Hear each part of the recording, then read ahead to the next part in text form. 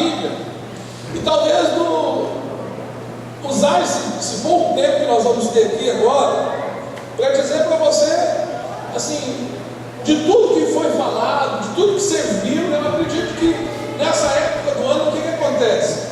As coisas se voltam para o Natal, né? Apesar de percebermos que no nosso tempo a ênfase real do Natal ficou para trás, e muitas pessoas não compreendem o verdadeiro sentido do Natal, muitas pessoas não, ou seja, a nossa sociedade tornou o Natal muito comercial, e esqueceram do valor principal. Dar presente é errado. Eu recebi um texto hoje, compartilhei com alguns irmãos, porque nós precisamos ser equilibrados. Nós não podemos ser tanto lá nem tanto cá, porque existem pessoas que são exageradas nos seus posicionamentos e atrapalham. Todo tipo de exagero é prejudicial. Existem pessoas que, quando chega esse tempo, eles olham de maneira tão negativa para o Natal, porque falam assim: Natal, Jesus não nasceu no dia 25, e não sei o que lá, é exploração comercial, é isso, aquilo, e deixam esse momento passar sem dar ciência, sem aproveitar essa oportunidade para falar do que realmente é o Natal. Ou seja, alguns se vão para um lado assim, se entregam a essa perspectiva comercial, e outros pegam e falam o seguinte: aí você não quer nem saber, eu não dou presente, não faço nada. E aí o que nós percebemos? Eu creio que isso não é bom. Nós precisamos ser equilibrados do ponto de vista do que nós precisamos olhar para a palavra de Deus e saber o que realmente significa o Natal. E celebrar o Natal no dia 25 de dezembro não tem problema, e talvez celebrar ele todos os dias, celebrar o Natal todos os dias, ou seja, levantar todos os dias e agradecer ao Senhor: obrigado, porque se não fosse o Senhor eu estava lá perdido. Mas outros, às vezes se lembram só nesse dia. O que eu quero falar nessa noite? Eu quero falar sobre aquilo que realmente importa sobre o Natal. E por isso que eu te convidei para abrir a sua Bíblia na carta que Paulo escreveu a Tito, no capítulo de número 2, e eu quero ler alguns versículos. Eu vi que as irmãs fecharam.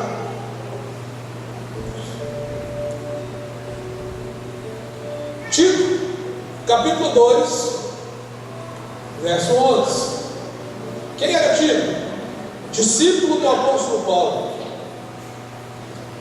Caminhou junto com Paulo. E aqui ele está sendo orientado por Paulo de como ele deveria se posicionar em algumas situações. E o apóstolo Paulo escreve para Tito da seguinte forma, para Tito e para nós hoje: porque a graça de Deus se manifestou, trazendo salvação a todos os homens, ensinando-nos para que, renunciando à impiedade e às paixões mundanas, vivamos no presente mundo de maneira sóbria e justa, e piamente aguardando a bem-aventurada esperança e o aparecimento em glória do nosso grande Deus e Salvador Jesus Cristo, que se deu a si mesmo por nós, para nos remir de toda iniquidade e purificar para si um povo todo seu, zeloso e de boas obras.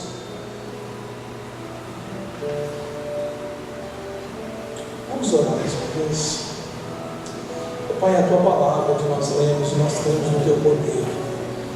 Ó Deus, libere uma unção sobre nós, ó Deus amado, de entendimento, de revelação.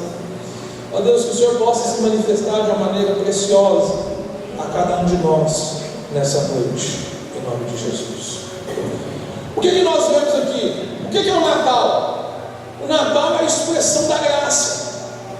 O nascimento do Senhor Jesus Cristo é, na verdade, a expressão da graça de Deus para com os homens. Quando a gente fala de graça, é que a gente entende o que é graça. O que é graça?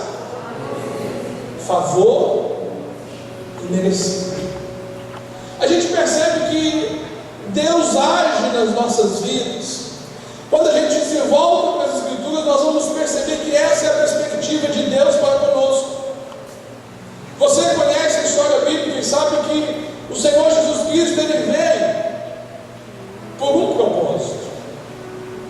Quando o homem cai, o homem peca no Éden, ali, Gênesis capítulo 3, nós temos o próprio Evangelho, que o Senhor Deus profetiza, declara que nasceria da semente da mulher, que ia resolver o problema do pecado. Qual que era o problema do pecado? A separação entre Deus e os homens. E na plenitude dos tempos, o que quer dizer isso? No tempo oportuno, na hora certa, Deus enviou o seu Filho. Por que Deus enviou o seu Filho? Porque olhando para o mundo, não existia um homem sequer, uma pessoa sequer, que fosse capaz de assumir a responsabilidade de salvar a humanidade. E aí a gente percebe que Ele envia o Senhor Jesus, e nesses dias, nessa história, você ouviu aí na televisão, nos filmes, em tudo. Você já sabe como que foi. Nasceu de uma pessoa simples, uma mulher simples, escolhida por Deus e preciosa pelas virtudes de caráter, preciosa, nasceu de Maria, esposa de José. Naquela situação humilde, aquilo a gente poderia tirar inúmeras lições, mas o que eu quero nessa noite me prender, e que a minha oração nessa noite é para que você tenha a revelação do que realmente isso significa para você hoje. Porque o Natal significa o quê? A graça de Deus se manifestou, trazendo salvação para todos os homens. A salvação é para quem? A salvação é para quem? É para todos. Talvez você olhe para a sua vida hoje e você perceba o seguinte: as coisas não estão bem. Talvez quando você avalia a maneira que você tem vivido nesse tempo,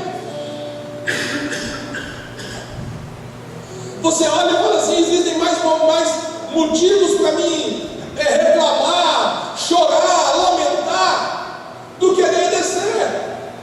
Mas isso é uma contradição que você está vivendo. Por que contradição? Porque o Senhor já se manifestou na sua vida para trazer salvação a todos os homens. Quando se fala de salvação, as pessoas têm a ideia e limitam muito esse termo, pensando tão somente na salvação do ponto de vista de tirar do inferno e levar para o céu. Salvação é muito mais do que isso. Salvação é muito mais do que isso. Salvação, na verdade, é a solução da sua vida. Salvação, na verdade, é tudo que você precisa para viver a sua vida no centro da vontade de Deus. Até porque nós percebemos pela palavra de Deus que o Senhor nos salvou. O Senhor continua nos salvando, e o Senhor ainda vai nos salvar. Aí você fala assim: mas como assim, pastor? Ele já nos salvou, Ele está nos salvando, Ele vai nos salvar. Ou seja, o agir de Deus, Ele é contínuo. No seu espírito você foi salvo no dia que você recebeu Jesus como Salvador. Você renasceu, você foi feito nova criatura. As coisas velhas se passaram e tudo se fez novo. Há um novo ser que estava separado de Deus e agora tem contato com Deus. Você sabe muito bem que, apesar disso ser uma realidade, muitos de nós não compreendem isso, não entendem isso, e por causa disso vivem sofrendo. Você precisa ter revelação de quem você é, amém? Agora, nós entendemos também que Ele trouxe salvação e Ele continua nos salvando. Nós estamos num processo de salvação, de transformação, que toca as nossas vidas e que toca a área que traz a maior parte dos seus problemas, que é a sua alma.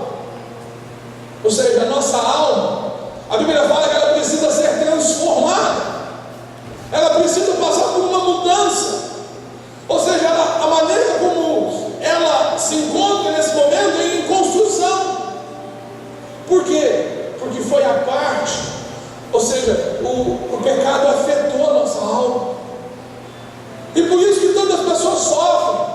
Algumas pessoas recebem Jesus como Salvador, são salvas, mas continuam sofrendo, continuam vivendo como viviam antes, não experimentam os benefícios do novo nascimento, não experimentam paz, alegria, ainda assim desfrutam de tristeza, de angústia, depressão. Você fala assim: o crente pode sofrer depressão? Pode. Mas qual crente? Aquele que anda segundo a sua alma, aquele que não anda segundo aquilo que a palavra nos ensina, que a palavra nos diz que nós devemos andar pelo Espírito, não pela alma. E aí, por exemplo, os conflitos acontecem. Mas qual que é a palavra de Deus para você hoje? A palavra de Deus hoje é: a graça de Deus se manifestou trazendo salvação. E o que é salvação? É a solução, é a cura, é a transformação. É o pegar o homem no estado e transformar ele, colocar ele em outro. Deus quer que você experimente isso hoje. Você vê nisso? Eu começo a falar sobre isso, diz que Deus ainda vai nos salvar. E aí eu estou falando da questão do corpo, né? O espírito foi regenerado, a alma está sendo transformada, e o corpo, ele será glorificado, não tem jeito. Quando o Senhor voltar, o seu corpo será glorificado. Mas não é o tema que nós vamos ministrar hoje. Você sabe o que acontece? Nós precisamos entender a palavra, nós precisamos ter revelação da graça de Deus, para podermos viver a nossa vida de maneira verdadeira. O apóstolo Paulo continua dizendo o seguinte no verso 12: que essa graça de Deus que se manifestou trazendo salvação, ela continua agindo em nós, fazendo o quê? Para que, ou seja, ela que nos capacita, que nos faz ensinar, que nos faz aprender como viver de uma maneira diferente, a renunciar às paixões mundanas. Sabe qual que é o problema que muitos de nós vivem? É porque nós olhamos para essas atitudes que devemos tomar e nós tentamos agir dessa forma segundo a nossa força. Quero te dar um exemplo. O texto diz assim: olha, essa graça se manifestou trazendo o quê? Ensinando-nos para que, renunciando à impiedade e às paixões mundanas, vivamos no presente século de maneira sóbria, justa e piamente. O que está dizendo? Que essa palavra, essa graça que se manifestou, ela me ensina e me capacita para viver dessa forma. Só que eu costumo enxergar as coisas. O ser humano, ele tem a tendência de enxergar essas coisas do ponto de vista negativo, ou do ponto de vista tão somente humano. Nós, apesar de abominarmos a lei, nós pensamos, raciocinamos do ponto de vista da lei e não da graça. Porque se graça é favor merecido, a lei é favor merecido. Aquele que trabalha, ele merece o seu salário. Amém? Agora, quando eu dou um presente para uma pessoa, eu não mereci, eu estou dando um presente. Isso é graça. Amém? Agora presta atenção. O que normalmente, qual que é o dilema que as pessoas vivem nos nossos dias? A pessoa se converte, recebe Jesus como Salvador, e ele agora, ele entende que ele precisa viver de uma maneira correta, certa, que ele não pode, às vezes alguns comportamentos que ele tinha antes, ele tem que mudar. E aí o que acontece? Ele começa a fazer isso com a sua força, do seu jeito, com a sua capacidade. E sabe qual que é o resultado disso? Frustração. Sabe por quê? Porque as pessoas tentam ser corretas do seu jeito, mas as pessoas são limitadas, e aí elas conseguem chegar até certo ponto, mas não conseguem. Nós precisamos entrar na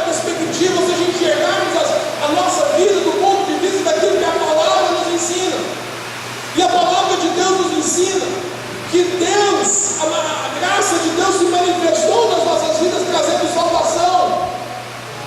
Salvação do que? De tudo. Ele já me abençoou, ou seja, eu sou abençoado. Então eu posso desfrutar do favor dele na minha vida em todas as áreas. Às vezes a gente olha para a nossa vida e fala assim: está tudo errado, não vai dar certo. Eu disse algumas semanas aqui atrás que todo comportamento errado, diga comigo, todo comportamento errado, ele é resultado de uma crença errada. Ou seja, quando eu não entendo a graça e eu não vivo segundo a graça, não tem jeito, eu vou viver segundo a lei. Agora, se eu me espelhar na lei, ou seja, já viu aquele, simplificando, já viu aquele ditado popular que diz que cada um tem o que merece? Cada um tem o que merece. E às vezes as pessoas chegam diante de Deus e vão orar, às vezes estão conversando, aí a pessoa está pedindo ajuda para alguma coisa, a pessoa vem e fala assim: ah, pastor, eu precisava tanto de ajuda, eu sei que eu não mereço tanto, talvez Deus não me dá porque eu não mereço. Querido, olha para mim, ninguém merece nada. Ninguém merece nada. Deus nos abençoou porque Ele é bom. Deus, Ele olhou para nós, Ele nos amou do jeito que nós somos, e Ele decidiu na sua bondade nos abençoar com todas as bênçãos. João 3,16 vai dizer o seguinte: por que essa graça se manifestou trazendo salvação? A resposta é João 3,16: porque Deus amou o mundo de tal maneira que deu seu Filho unigênito para todo aquele que for bonzinho, é isso? Para todo aquele que não tiver pecado, que nunca tiver errado, é isso? Não! É para todo aquele que crê. Para todo aquele que crê, seja salvo, ou seja, seja livre da condenação. Qual que é o problema que nós vivemos hoje? O problema é a condenação que está na nossa mente, que está todos os dias na sua vida.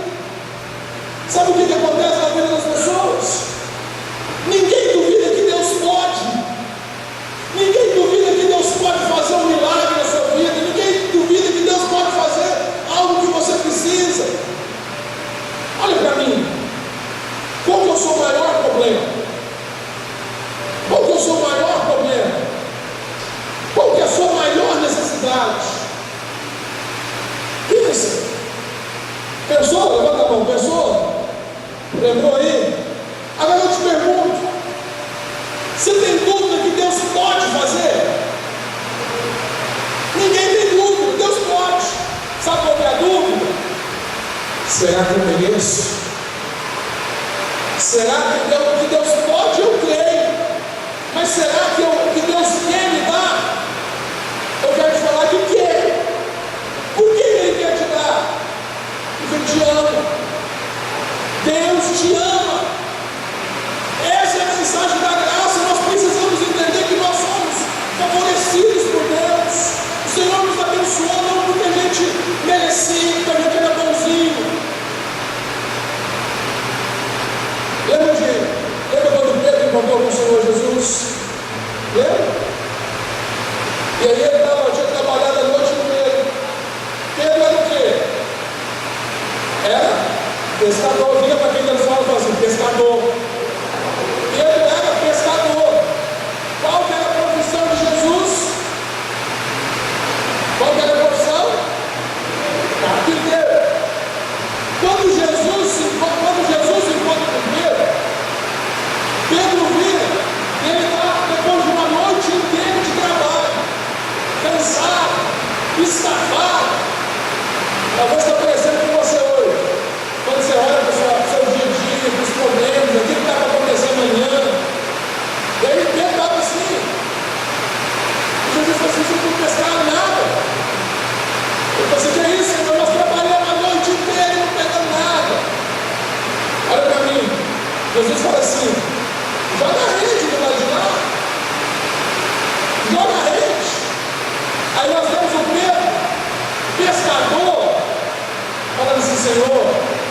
Nós trabalhamos a noite inteira, pescador.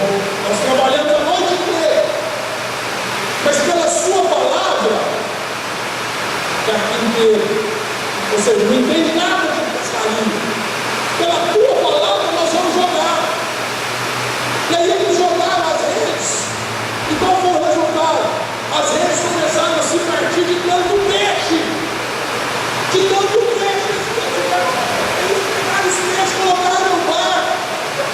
E aí quando Pedro chegou lá em terra firme, qual foi a atitude dele? Ele se dobrou diante do Senhor e falou assim: Senhor, tem misericórdia de mim, eu sou pecador, se afasta de mim, porque eu não posso ficar perto do Senhor. Olha para mim, o que veio primeiro? O favor de Deus ou a consciência que ele era pecador? O que veio primeiro? O favor. Sabe o que isso fala para mim e para você?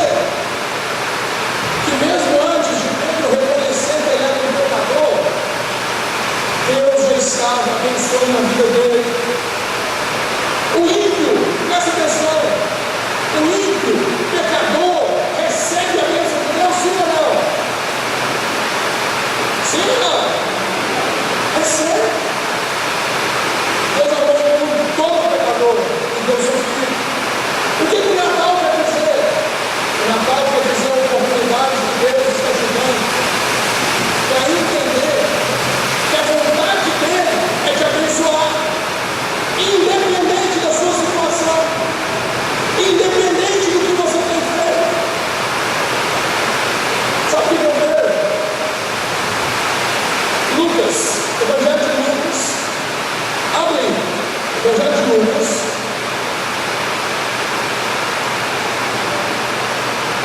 O capítulo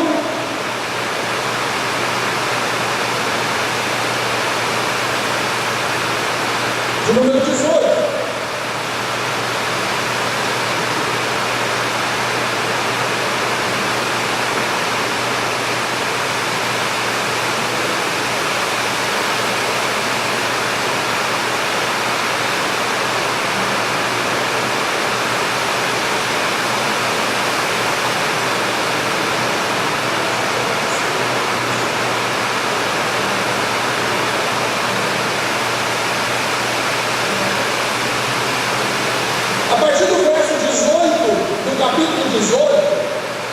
Se a sua Bíblia tem aquelas epígrafes, aqueles subtítulos, o que você encontra? A história de quem? De quem? Do jovem rico.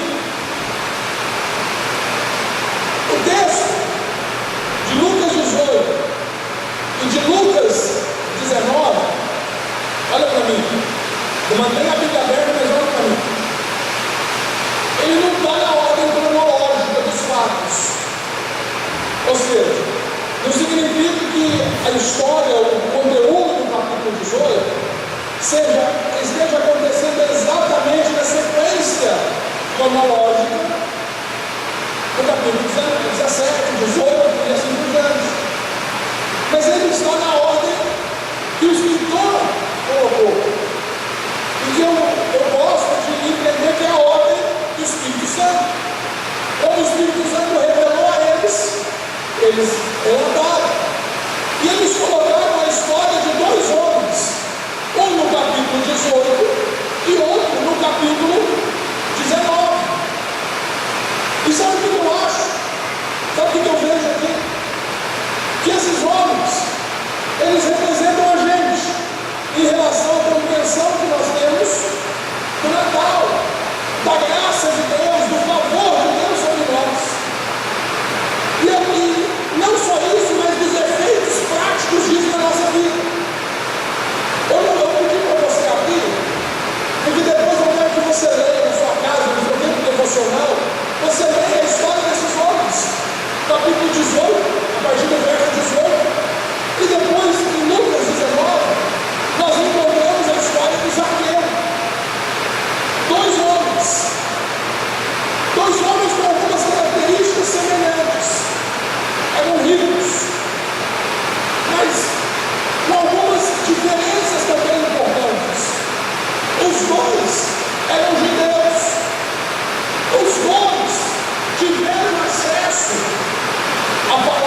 Deus.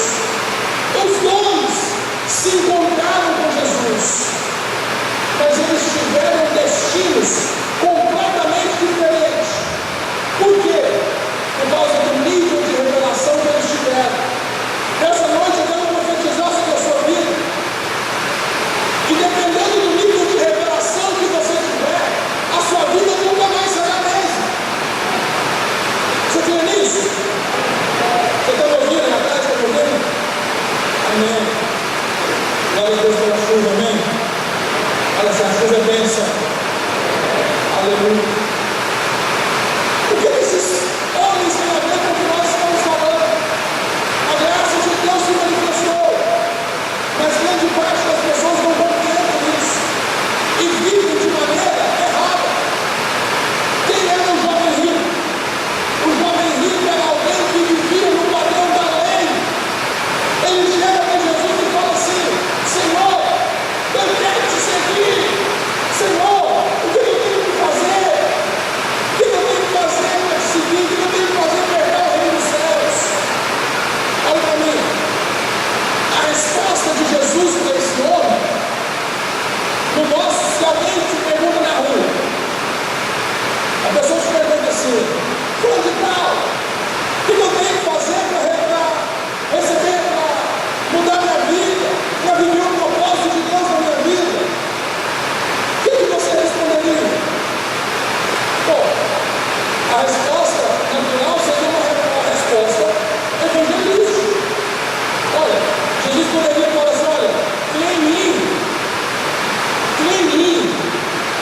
se arrependa dos seus pecados, crê em mim, você vai ser salvo. Mas Jesus não respondeu isso para ele. O verso 18 diz que esse principal pergunta: bom mestre, o que eu tenho que fazer para herdar a vida eterna? 19, respondeu-lhe Jesus: por que me chamas bom se ninguém é bom senão Deus? E aí Jesus continua: você sabe os mandamentos? Honra teu pai, tua mãe. Você sabe?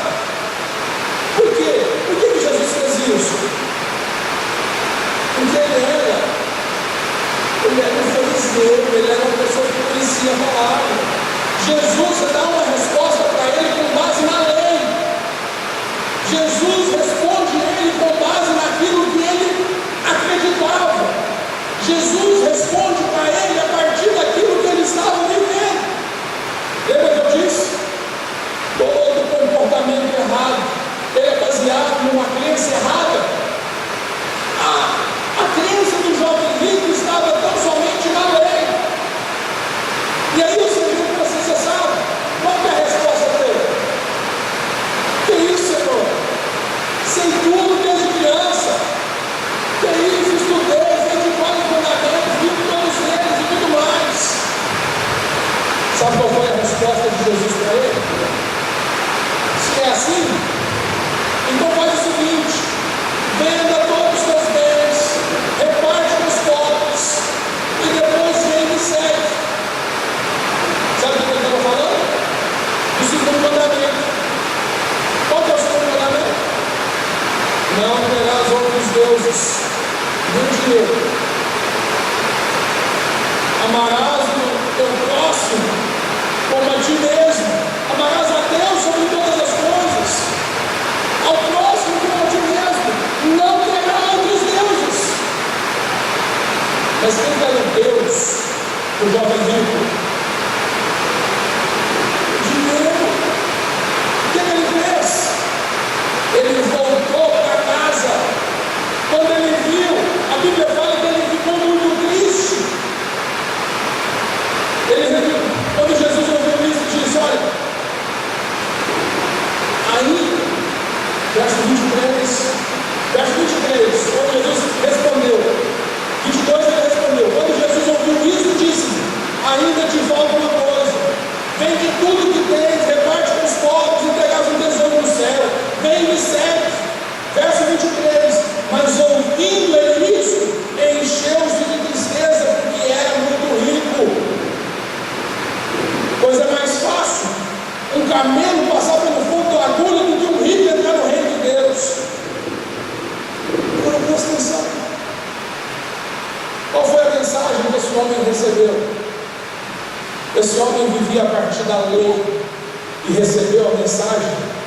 lei. E sabe qual é o resultado da lei? O resultado da lei é morte. Sabe por quê? Porque nós não conseguimos cumprir. Ninguém conseguiu cumprir a lei, a não ser um, Jesus Cristo. Ele se enviou e foi embora triste. Agora, e o outro homem? O Zaqueu. Quem que é o Zaqueu? Traidor. Quem que é o Zaqueu? Ladrão. Quem que é o Zaqueu? Era uma pessoa que Jesus, do ponto de vista natural, poderia olhar para ele e falar assim: esse aqui eu vou passar de longe.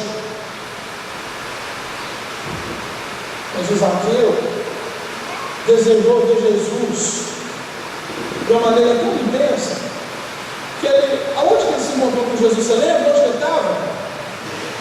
Ele estava em cima de quê? Ele estava em cima de uma árvore.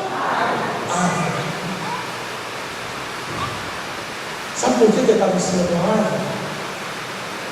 Porque as coisas da nossa vida, elas se resolvem em uma vida. É na cruz. Aonde que ele estava? Ele estava em cima de uma árvore. E na árvore, o Senhor viu ele aqui de baixo e disse: Zaqueu, desce daí que eu quero ir na sua casa. Eu te pergunto, Zaqueu merecia receber a visita do Senhor Jesus? Qual foi o resultado dessa visita do Senhor Jesus Cristo para o Senhor Jesus Cristo? Problema. Porque as pessoas começaram a falar mal dele. Que? Ele vai na casa desse publicano. Vou jantar com ele. E lá ele jantou com ele. O que Jesus fez com Zaqueu? Zaqueu entendeu algo que o jovem rico não entendeu. Zaqueu foi atrás de Jesus porque ele precisava. Ele sabia que ele não merecia e que a multidão podia empurrar ele para fora. Ele era baixinho, não conseguia ver, mas ele queria, ele estava desejoso. Ele sabia que aquilo podia mudar a vida dele, ele se apegou nisso. E quando o Senhor Jesus Cristo olhou para ele, chamou ele, ele poderia dizer assim: não, Senhor, na minha casa não, eu estou aqui, mas eu não mereço receber o Senhor lá. Você acha que nós falamos alguma coisa disso? Nada. O que ele fez? Recebeu Jesus. Sabe qual foi a resposta que Jesus deu para ele? Diante de pecadores arrependidos, diante de pecadores, a resposta de Deus aos pecadores é graça, é favor de Deus. E sabe, olha que interessante, o jovem rico, debaixo da lei, não resolveu nada que Jesus falou para ele. As palavras de Jesus para ele não adiantaram nada, só entristeceram. Por quê? Porque ele estava debaixo da lei.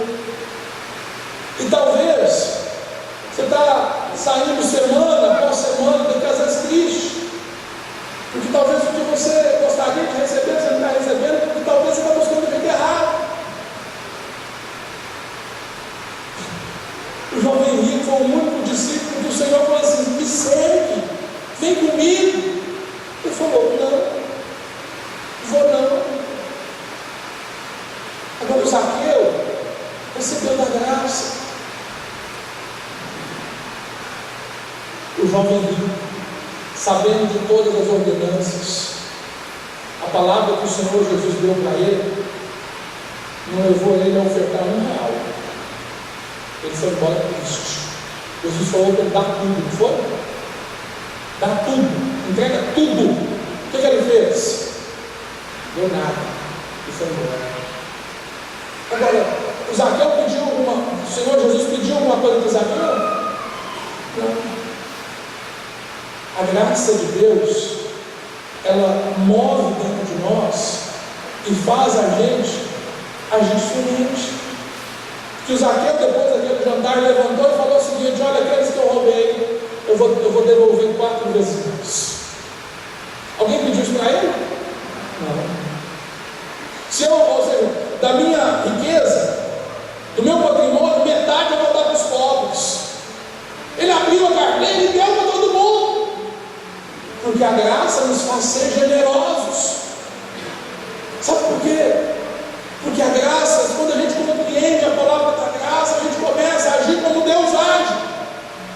E Deus manifestou graça para conosco quando nós não merecíamos. Sabe o que eu quero te falar nessa noite? Você precisa entender qual que é a estratégia que o inimigo tem usado contra você. Sabe qual que é a estratégia? Quando você faz o que é certo, ele vira para você e fala que não é suficiente. Quando você está diante daquilo que precisa ser feito e você não dá conta de fazer, você não consegue fazer ainda, ele te condena. Sabe o que quer dizer? A lei, ela tem sido usada contra a humanidade para fazer o quê? Para nos condenar. Quando o inimigo, olha para mim, quando o inimigo gerou a dúvida no coração de Adão e Eva, para que eles pudessem pecar contra Deus, o ponto depois do pecado foi o quê? Enfatizar a condenação. E você vê que eles se esconderam, eles fugiram, eles tentaram se justificar da forma que eles podiam. E sabe o que a Bíblia diz? O que eles fizeram para se proteger não era o suficiente. Lembra do que eles fizeram? Eles pegaram folhas de uma figueira, fala comigo, figueira, e cozeram roupas para eles. Eles, depois da queda, eles descobriram que estavam nus.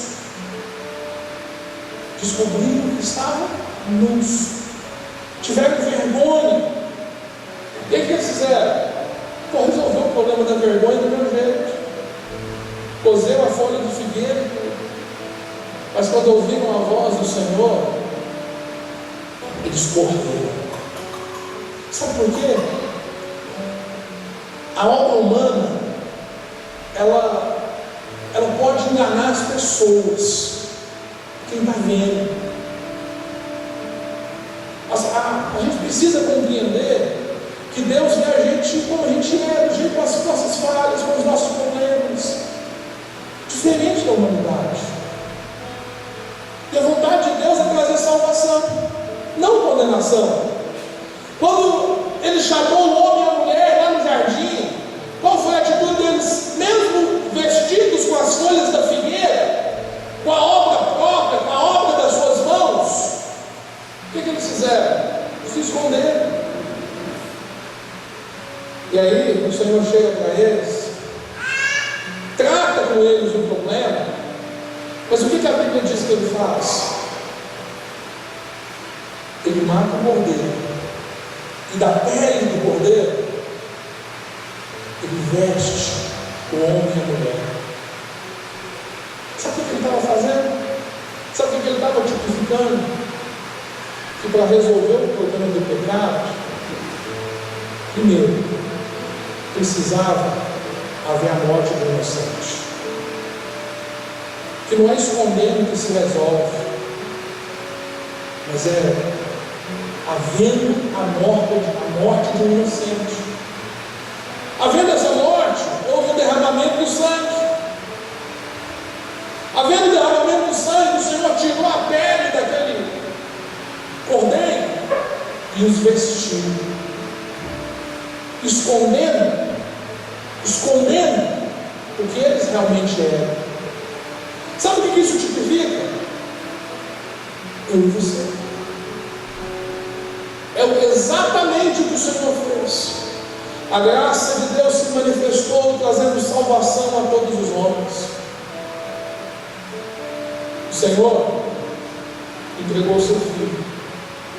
Filipenses capítulo 2, verso 5 vai dizer que seja a nossa atitude a mesma de Cristo Jesus. Qual foi a atitude dele? Ele se esvaziou de si. Sabe aonde foi o maior sacrifício do Senhor Jesus? A cruz foi terrível, mas foi considerar que o fato de ser Deus era algo que ele não tinha que se apegar. Mas ele se abaixou, se encolheu tanto, até se tornar um homem. nascer como criança. Eu e você nascemos. Viver a vida que eu e você vivemos, com uma diferença: guiado pelo Espírito, sem pecado, para que no tempo certo ele pudesse ali não ser tomado, mas entregar sua vida na cruz do Calvário, para que nós tivéssemos o perdão dos nossos pecados.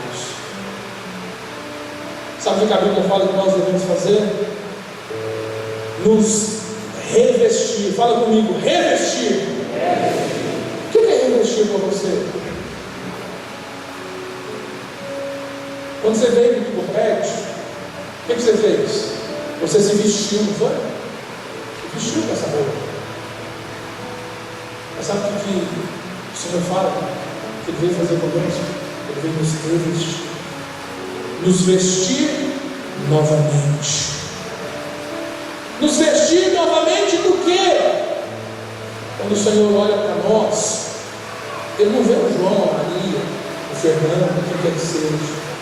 Quando o Senhor olha para nós, Ele vê o próprio Cristo. Olha para mim. Quando o Senhor olha para você, Ele vê o próprio Cristo. Sabe por quê? Porque o Cordeiro foi morto na cruz. E agora, não vivo mais eu, mas Cristo vive em mim. A vida que eu vivo, não vivo na carne, mas eu vivo uma vida que é no Espírito. Quando o Senhor olha para mim, Ele não olha, Ele olha para mim com olhos de amor. Mas sabe o que o diabo quer fazer? Que você não veja isso. E ele está apontando para você só os seus defeitos, só os seus problemas, só para falar para você que você é condenado, condenado, condenado. Mas aqueles que o receberam, deu-lhes o direito de serem chamados filhos de Deus. Aquele que está em Cristo, nenhuma condenação há. Aquele que está em Cristo é nova criação. As coisas velhas se passaram e tudo se fez novo. Por quê? Porque a graça de Deus se manifestou. Nesse Natal, nessa noite, o que você precisa compreender? Você precisa entender que não são os seus fatos, não são as suas verdades, não é o que você pensa que vai mudar o que Deus pensa a respeito de você. Nada que você possa fazer pode fazer Deus te amar mais. Isso é ótimo, amém. Mas nada que você possa fazer pode fazer também Ele te amar menos. O Senhor não te condena. O Senhor não te condena. Mas é necessário que você viva pelo quê? Com essa perspectiva. Essa é a graça. O que é a salvação? É a solução da sua vida. O que área da sua vida? Para todas as áreas da sua vida. Todas as áreas. Aquele que está em Cristo não vai falar toda hora. As coisas velhas se passaram, tudo se fez novo. Como é que você tem vivido? Como é que você tem enxergado Deus tratar com você?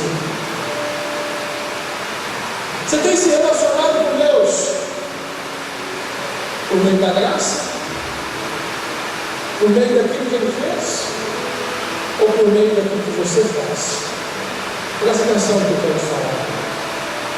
Antes que você cometa o erro de achar que a graça é uma liberdade para você fazer o que você quiser, Ele não é. A graça, o Senhor, um dia, Ele imprimiu a lei em pedras. Lembra? Lá no Antigo Testamento? E os homens não foram capazes de cumprir. Mas no Novo Testamento, Ele diz que Ele vai imprimir a sua lei no coração dos homens. O que é isso?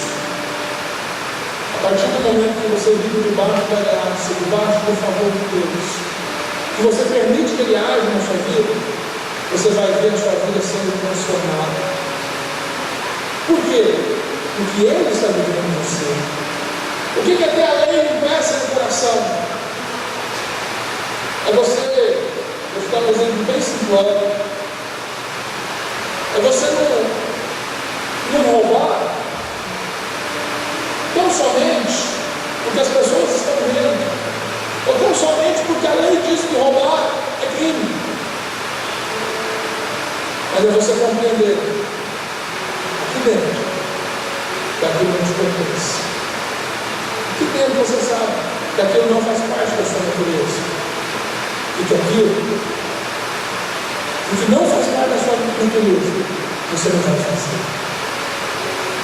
O apóstolo Paulo disse isso aos romanos: o que roubaram, não roube mais, mas faça o quê? Trabalhe para que tenha com o que ajudar. Agora presta atenção: por menor que seja a intenção de um ex-ladrão, o que o Senhor está pedindo parece ser comigo, não parece? Não é só parar de roubar, não. Talvez você fale assim: não, parar de roubar já está bom, né? Parar de roubar para não dar prejuízo para os outros. Não. Trabalhe.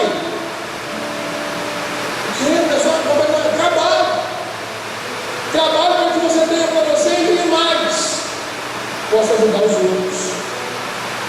Sabe quem é capaz de fazer isso na vida de uma pessoa? Deus é capaz. Eu estou usando um exemplo, mas quando você olha para dentro de você e você olha para os motivos das suas condenações, aquilo que o inimigo já está, eu quero dizer que Deus é capaz de mudar isso na sua vida hoje. Que o Senhor, Ele contempla a nossa vida e Ele vê como nós somos. E Ele é capaz de mudar isso hoje. Por quê? Porque você é pãozinho veio aqui no mundo hoje? Não. Porque a graça de Deus se manifestou Salvador em todos os homens. Eu queria que você ficasse de pé nesse seu lugar.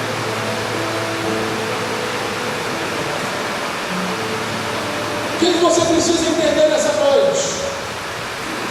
A graça de Deus se manifestou. Marinho, mostra para mim lá.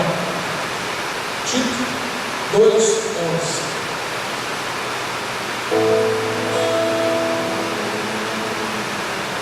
Eu quero usar esse momento que nós vamos ter agora, os próximos minutos, para que a gente possa aplicar o que nós ouvimos. Escuta o que eu estou te falando. De nada adianta você saber. De nada adianta você saber se você não coloca em prática. De nada adianta. Olha, aquele que Jesus fala que aquele que pecou, o que ele deve fazer? Ele tem que se arrepender, amém? Ele tem que confessar, amém? É necessário confessar, porque o pecado sai pela boca. Quando você confessa para Deus, você recebe perdão. Quando você confessa os seus irmãos, a sua liderança, você recebe a cura. Tiago 5,16. Agora, além de arrepender e confessar, é necessário abandonar. De nada adianta as palavras se elas não são acompanhadas de atitudes. A sua posição nessa noite, ela faz toda a diferença. Olha para mim. Sabe qual é a tua posição? Parece que eu fui salvo. Quantos aqui receberam Jesus como Salvador? Sabe qual é a sua posição? Eu fui salvo. Eu fui salvo pela graça. Presta atenção. Isso é poderoso. Porque quando você declara, isso é precioso. Quando você se sentir atacado da sua mente aí, o pecado, eu sei o que você fez. Eu sei o que você fez no final de semana. Eu sei o que você fez no verão passado. Eu sei o que você pode declarar assim: eu fui salvo pela graça. Não é por merecimento, é pela graça, é o favor de Deus. Mas preste atenção. Você precisa nessa noite não ir embora triste. Mas você precisa fazer como Zaqueu fez. O Senhor Jesus falou: o Senhor vai entrar na sua casa, eu quero jantar com você. Ele preparou um momento para isso. Ele recebeu Jesus, e o fato de ele receber Jesus gerou nele atitudes que o próprio Jesus pode testemunhar. Depois que ele declarou: metade dos meus bens aos pobres, eu vou pagar 4 vezes mais a quem eu prejudiquei. Não presta atenção no dinheiro, não.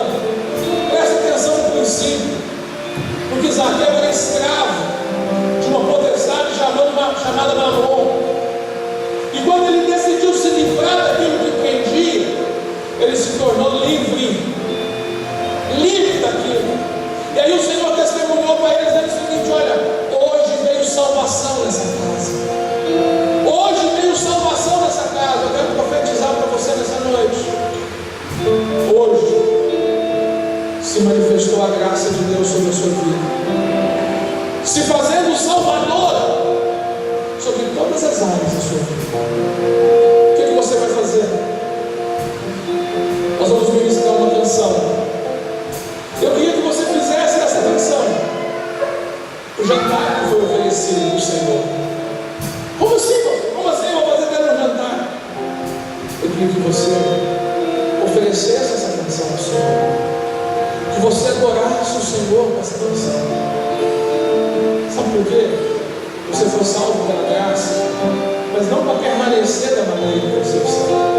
Você foi salvo pela graça, para que a graça de Deus que foi manifestada na sua vida trouxe salvação para você, mudou a sua história, possa cumprir o propósito de Deus. O propósito de Deus é que todas as pessoas sejam salvas. Começa em mim, começa em você e transforma os outros. Quantos aqui estão dispostos a receber Jesus nessa noite? A receber seu Senhor Jesus na sua vida e falar assim: Senhor Jesus, entra na minha casa, entra na minha vida, muda o que é necessário. Se você nessa noite você veio disponível para fazer isso, eu queria que você adorasse